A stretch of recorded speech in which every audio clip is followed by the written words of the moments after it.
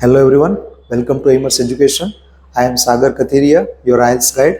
In this writing task 2 series, we are discussing about the type of essay which is discuss both you and give your opinion. So till now આપણે introduction, body para 1 and body para 2 cover કરેલા. Now we are going to focus on remaining part. Here the question is discuss both you and give your opinion. So આપણે હજી opinion આપવાનો બાકી છે. So first of all આના પર focus કરી opinion ક્યાં આપણે પુટ ઓન કરવું જોઈએ.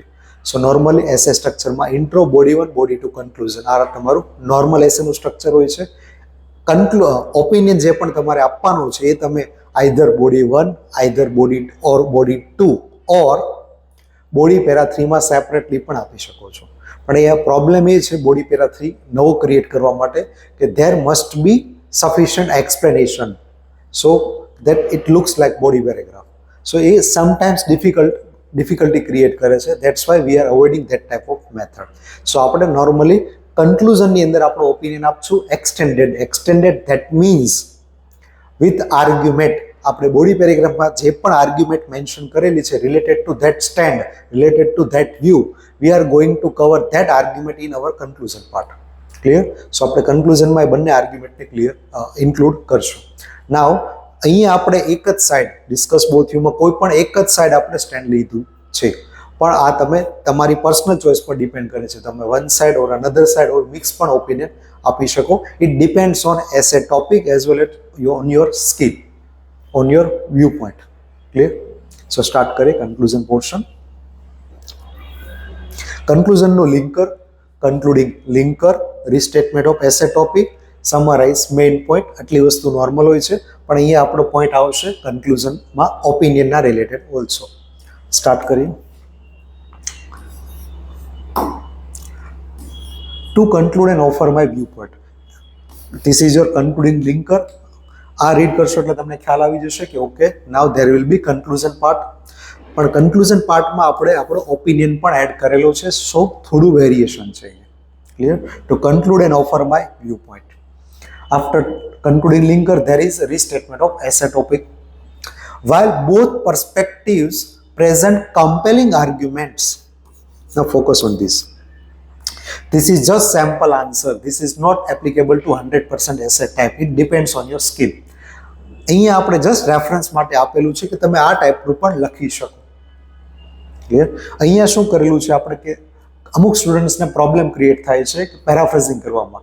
ઇન્ટ્રોડક્શનમાં પેરાફ્રેઝ કરેલું હોય છે, ના કન્ક્લુઝનમાં સેમ વસ્તુ પેરાફ્રેઝ કરવાની, તેમાં સેમ કોપી પેસ્ટ કરવાના ચાન્સીસ વધી જાય છે. સો એમના કરતાં બેટર છે આપણે એક આ સજેશન છે વાઇલ બોથ પર્સપેક્ટિવ. સો અહીંયા આપણે ઇનડાયરેક્ટલી બંને વસ્તુને મેન્શન કરી દીધેલી છે કે બંને views present compelling arguments. That means both views have strong argument in their favour. બંનેની પોતપોતાની આર્ગ્યુમેન્ટ છે. Here after that there will be comma. અહીં આપણે આ ટાઈપનું ગ્રામેટિકલ સ્ટ્રક્ચર યુટિલાઇઝ કરેલું છે. While then there will be first statement, comma, then there will be second statement. So બે વસ્તુ કોન્ટ્રાસ્ટમાં હોય. That means અહીં આપણે કીધેલું છે કે બંને વ્યૂની પોતાની આર્ગ્યુમેન્ટ છે. But now here we are going to take stand. That's why we have used the structure related to while. I firmly believe that. So અહીંયા આપણે ક્લિયર કીધેલું છે આ. That means this is my stand. હું એવું માનું છે strongly.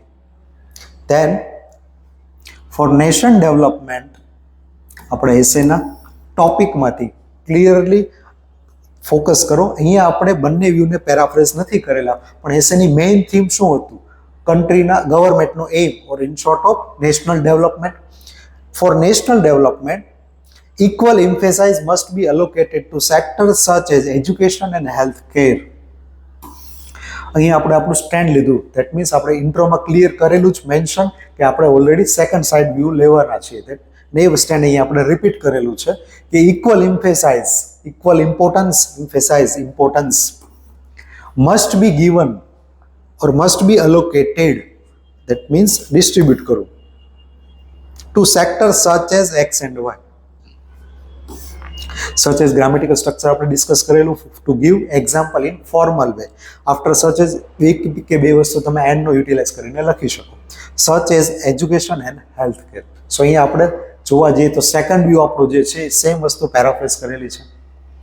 Due to હવે આ વસ્તુનું આપણે જસ્ટિફિકેશન પણ આપવાની ટ્રાય કરેલી છે, due to not only but also. Same ઉપર આપણે જે ડિસ્કસ કરેલું not only but also grammatical structure અહીંયા આપણે રિપીટ કરેલું છે. Due to not only long term societal advancement, body para 2માં જે બે આઈડિયા હતા એમાંનો એક આઈડિયા છે કે સોસાયટીના એડવાન્સમેન્ટ માટે. Second, holistic wellbeing of the nation. Holistic means overall good wellbeing of the nation. So આપણા જે બોડી પેરેગ્રાફ 2ના આઈડિયા હતા કે સોસાયટીના એડવાન્સમેન્ટ માટે or healthy wellbeing of the nation, નેશનના વેલબિંગ માટે જે આ બંને સેક્ટર છે એમાં ઇક્વલ ઇમ્પોર્ટન્સ આપવું જરૂરી છે.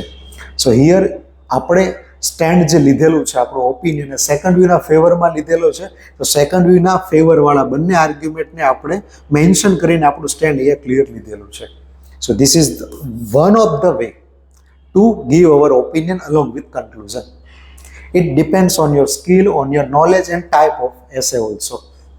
અમુક ટાઈપના એસેમાં તમે યુનિક ઓપિનિયન પણ આપી શકો. Clear? So concluding linker, restatement of essay topic, summarize main point along with your opinion. So અહીંયા આપણે ટ્રાય કરેલી છે કોઈ પણ એક સાઈડ ઓપિનિયન લઈને મેન્શન કરવાની. અહીંયા આપણે discuss both you give your opinion ટાઈપનો એસે કમ્પ્લીટ થાય છે.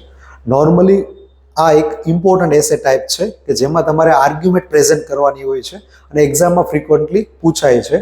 બટ બાકીના એડવાન્ટેજ ડિસએડવાન્ટેજ કોઈ સોલ્યુશન કરતાં ડિફરન્ટ એ પડે છે કે અહીંયા આર્ગ્યુમેન્ટ આપવી પડે છે અને એમને જસ્ટિફાય પણ પ્રોપર રીતે કરવી પડે છે. સો અહીંયા થોડુંક આઈડિયા ડિસ્કશન ઉપર વધારે ધ્યાન આપવાની જરૂર પડે છે. Okay, that's all about this type of essay. Thank you.